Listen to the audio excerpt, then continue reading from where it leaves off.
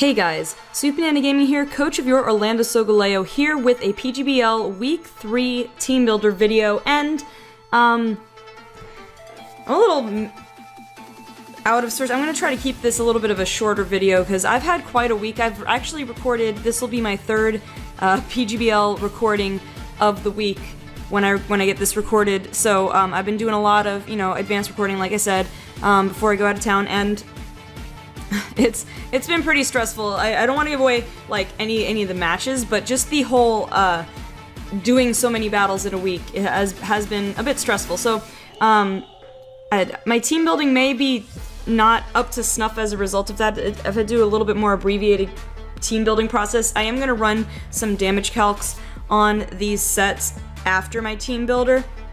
But this is just going to be a quick overview of what I'm bringing, and just talk about my opponent's team a little bit. I mean, let's go down some of the major threats. Obviously, the Mega Gallade does a bunch to any of the Pokemon on my team, so finding ways to take care of that will definitely be a priority.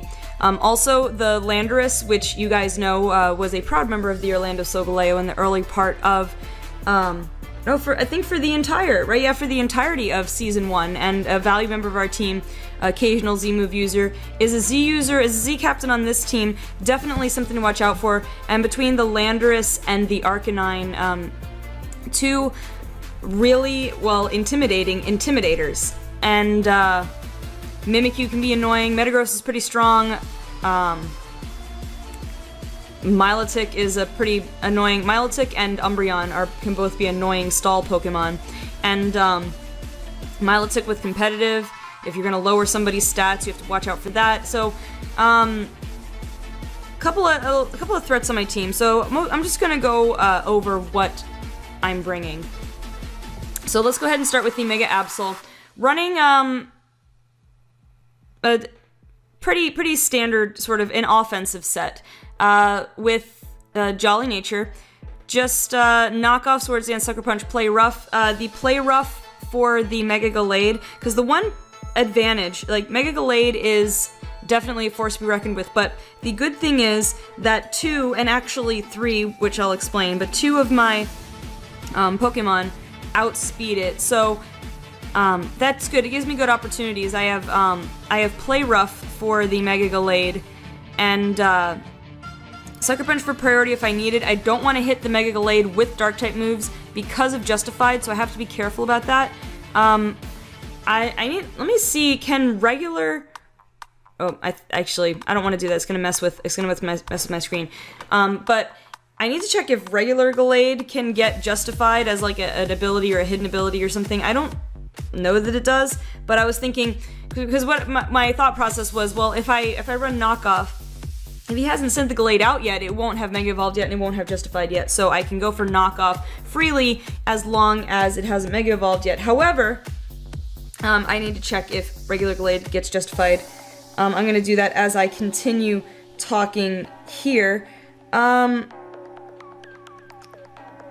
else is on here? I mean, Knockoff and Sucker Punch are just generally good. Swords Dance, if I get a setup with Swords Dance, I'm going to be pretty set against a lot of these Pokemon. Not set, per se, because he has the Landorus and the Arcanine potentially to intimidate me. But if I get a Swords Dance up, that means I can, knock off on the Mimikyu or Sucker Punch the Mimikyu to, circumvent any priority you might be using. I should be able to hit the Milotic pretty hard, and the Metagross I can hit really hard. So basically, depending on the circumstances, I should be able to switch on to Umbreon pretty reasonably. Ideally, if Umbreon's running something like Toxic, maybe I'll have wanted to have Mega Evolved beforehand and then switch it in so that I could switch in on something like Toxic and then just set up on it. Either way. Okay, it does get Justified. Wait, is it Inner Focus? Is Mega gets Inner Focus? Okay, so I had that in reverse. So if it's Mega Evolved, then I can go for Knockoff with no problem. If it is not Mega Evolved, then I have to be careful. So that's a little bit scarier going in early game. But that's pretty much the Absol set, just a standard offensive set. I have Strong Stab and Play Rough hits the Umbreon, it hits the Gallade, and everything else I can hit with Dark for neutral or super effective damage, so that's that. So I just have to be careful about the Justified on the Gallade, which I'm sure it'll have. He wouldn't run Steadfast, I'm very positive. So anyway, next moving on to Naganadel. Not going to spend much time on it. Naganadel is the typical set for Naganadel. I run it a lot, so it just is what it is. This thing hits hard. Main things to watch out for looking at my opponent's team. Landorus, of course, will hit me very hard. I would definitely need to be set up before I could try to take on the Landorus. The Milotic could have Ice Beam, I suppose. I don't know what its investment would have to be to one-shot me. Watch out for the Metagross, can hit hard with Earthquake as well. The Mega Gallade, of course, can hit me hard with Psycho Cut or whatever. I'm not sure what the strongest physical Psycho-type move it gets. I think it is Psycho Cut, which is kind of... it's good for my other Pokemon. It's not good for... Naganadel still can't live it. Arcanine gets Earthquake. So many Pokemon get Earthquake, so that is something to watch out for. And the Metagross gets Earthquake and, you know, any number of Psychic attacks in the books, and Headbutt or Psychic, depending on whether he runs physical or special. But I do have Fire Blast for the Metagross. If I can get a nasty plot up, I mean, I think Umbreon would be another more setup fodder for my Naganadel, which is why I might tend to believe he won't bring it, because it's just good setup fodder for both Naganadel and Absol. But I mean, there you have it. So I mean, pretty much standard set in Naganadel. Like I said, there's pretty much one. There's not only one good way to run Naganadel, I'm sure, but it's one solid way to run it, and so that is that. And there are no fairies on this team, so Draco Meteor will hit everything really hard, except the Metagross. He might bring the Metagross for that very reason, to tank a Draco Meteor or a Devastating Drake, but everything else should... Oh, no, he has a Mimikyu sitting right there, so never mind. He does have one fairy. I love Mimikyu, but man, I don't like to see it facing me on the other side of the field, so I do have to watch out for that Mimikyu. Other than the Mimikyu, which I imagine him bringing, I could see him bringing Mimikyu and Landorus. If he were only going to pick one, I might go Landorus because of the Intimidate and because of the ground attacks. But anyway, this is my set right here. So now we're moving on to my bold Silvally, which, have I debuted this yet? Did I use it in... I used it in week 2. No, I didn't use it in week 2 or week 1. Okay, so this was something I'm gonna debut in a later week, actually. But I guess I'm really debuting it here because this is week 3. But anyway, it's a bold Silvally with 252 HP, max HP, 92 defense, and 164 special attack. Those specific calcs are for a later match, but this is shown to be a pretty good bulky set on Silvally, and in this case I'm using the flying memory. A couple of reasons. One is I thought about running Ghost Memory to be immune to those fighting attacks from the Gallade, but there were just too many. Like, it could get knockoff, it could get, or Night Slash or whatever, and then, you know, Landorus. There's so many Pokemon that get knockoff, Sucker Punch, Dark type moves, so being Ghost type, not really the best idea. So the other thing I could have run was Fairy, I suppose, but probably not. So I'm running Flying. That is to work with Naganadel and to be immune to ground type attacks. In fact, if I am strategic about when I reveal Silvally, if I reveal Naganadel before Silvally on something that does a ground type move, I could probably get a free swap out that way. Of course, that's just a one-time thing. I'd have to have the element of surprise. If I end up setting out the Silvally for any reason earlier than that, then obviously I can't do that. But it's something to, again, it's to help. And in fact, if they know that I have Flying Silvally, I might make them think twice about using a ground type move. Now, things to watch out for, of course, are Ice Beam on the Milotic, the Manectric in general, and that Landorus still hits hard with Stone Edge, so I do have to watch out for that.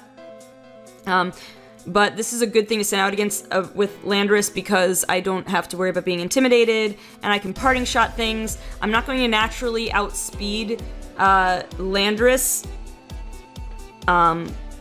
unless he doesn't run any speed investment. Then I naturally outspeed it, but he would probably run speed investment.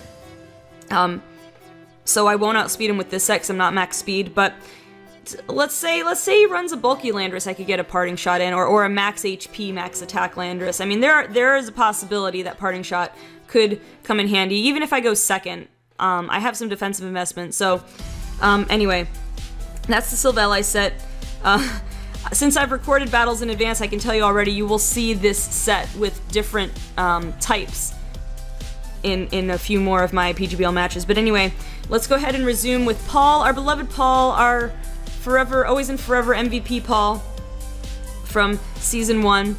The set you all know and love: Bold, Max Defense, Max HP, 4 Special Defense, Scald, Calm Mind, Slack Off, and Psyshock. Again, a predictable set to run with Slowbro. However, it's a good combination. So this, I do have to watch out for knockoff if the Landorus is involved, but I can go for Scald Burns on things. This does, I can be offensively good against the Landorus and the Arcanine. I have to watch out for Dark type moves, of course. I can kind of, if I absolutely have to 1v1 the Milotic, although maybe my Clefable would be better for 1v1ing it because I don't take toxic damage if it runs toxic. If it runs Thunder Wave, maybe it would be a different story. So I have to watch out for, I can't see it on Manectric, Umbreon, Rose Raid, and then I have to watch out for just things that use Dark type moves in general. I mean, honestly, Slowbro's weak to a few things, but covers a lot of my other weaknesses. I could Scald things in, and if under the right circumstances, I get set up. Bold Max Defense Slowbro plus some Calm Mind setup boosting Special Defense is just, it's a great combination. So that is what I'm running here. Not too much to explain about that. And so let's move on to Clefact. Calm, so we had our physical wall, now we have our special wall, Clefact, Calm Nature, Max HP, Max Special Defense with that little bit of special attack investment. This thing can, I was considering running Bold, and I'm very close to maybe swapping out these sets still. Because of the Mega Gallade and the Mimikyu, I'm pretty good counters for both of them. And now, other things, I wouldn't stay in on the Metagross. The only reason I might want to be calm is for the Rose Raid. And yeah, because of like Sludge Bomb or something. But I'm kind of going back and forth. It might be good to run a Bold Clefable. The only thing is that I was thinking of running Bold Clefable and Calm Slowbro, but I don't really want to run Calm Slowbro. Then I'm thinking about it and like maybe I do, but I don't want to have 3 Bold Pokemon. I need a Pokemon that is more of a special wall. So, but I am going to run some calcs before I make my final decision on that to see the difference. But anyway, in general, Clefable is here, set up. I could set up against Umbreon, I could set up against Milotic. Milotic might get Haze, though, and or Crobat, so I have to watch out for that. And just have to watch out for physical attacks in general, but I can do decent damage to the Gallade. I don't know if Gallade gets any Steel-type attacks. I can't think of any, because I don't think it gets Bullet Punch. The Metagross gets Bullet Punch, as well as other Steel attacks, of course. Clefable can't do anything to Metagross, though, so I would not stay in on it at all unless I needed to sack it off for some reason. And yeah, that's it. I mean, I don't really care about Manectric. I have to watch out for the Crobat and the Rose Raid. But if I get set up already, then I can, run Stored Power.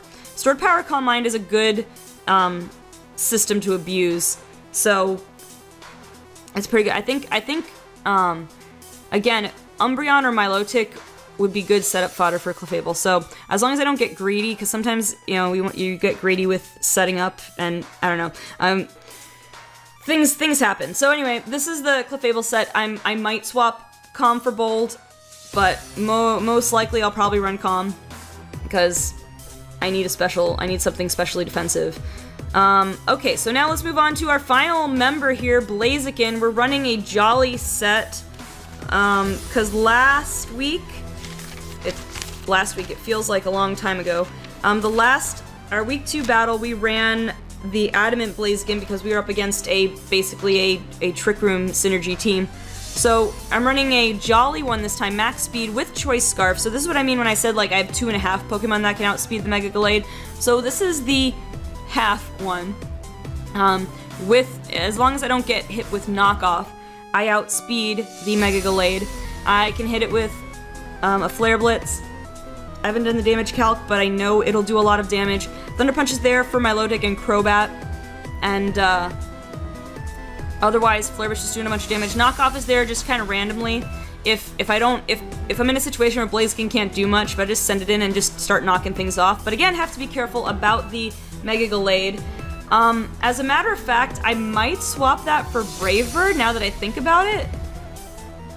I mean, Brave Bird only really helps against the Mega Gallade. I might do that. Now that well, now I'm thinking, because I don't need knockoff for the Metagross because I have Flare Blitz. I don't necessarily, I should say. I don't need it for the Rose Raid. I have I don't need, I was gonna say Brave Bird for the Rose Raid because I have Flare Blitz. I don't know. Wait, let me write a note about that. To run Brave Bird. I'm gonna feel, if I decide to do that though, I'm gonna feel kind of dumb because I had Brave Bird on my Blaziken in game and I swapped it out. I used up some battle points to teach knockoff, so now I have to go back and use a heart scale to teach back. I don't know. I might do Brave Bird instead of knockoff, mainly because of that Mega Gallade potential to switch in. But yeah, this is where, like I said, I need to do some damage calcs. And worth noting that the Arcanine and the Landorus can come in here and mess me up with Blaziken, but it's here to run type coverage on things that I don't cover otherwise. A High Jump Kick can hit the Umbreon if I want to risk the miss, but you know Umbreon runs Protect, so I won't necessarily do that. I'd probably switch into Clefable, honestly. Clefable or Absol, provided I'm already Mega Evolved. So, yeah, anyway, this is my team. I'm sorry if I sound a little like my thoughts are incomplete. I did kind of have to... I didn't throw the team together just now, but I haven't had it... I did put it together a few days ago, but I haven't gone in yet and done all of the in-depth calculations, but this is what I'm running so far, and I just realized I didn't talk about Solgaleo's moveset. Let me go back to it real quick. Ice Beam, Flash Cannon, Air Slash, and Parting Shot. So Ice Beam is for the Landorus, of course.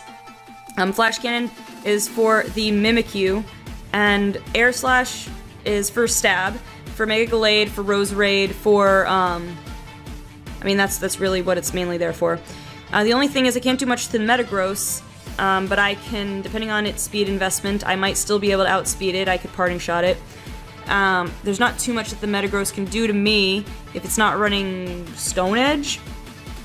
Thunder Punch, maybe? There's not too much the Metagross can do to me that will, like, instantly end me, given my investment. So, anyway, though, that's my team. I was a little bit abbreviated. Like I said, my thoughts are somewhat incomplete. I told you a couple of places where I was uncertain of things, and those are where I'm going to run my calcs. Otherwise, this is my team. So guys, if you're excited for the Week 3 PGBL match against the Oregon Duckletts, go ahead and hit that like button, leave a comment, and subscribe if you haven't already so you don't miss any PGBL videos. And I'm gonna get out of here now. So thank you guys so much for watching, and I will see you soon for our Week 3 battle, your Orlando Solgaleo versus the Oregon Duckletts. I will see you then.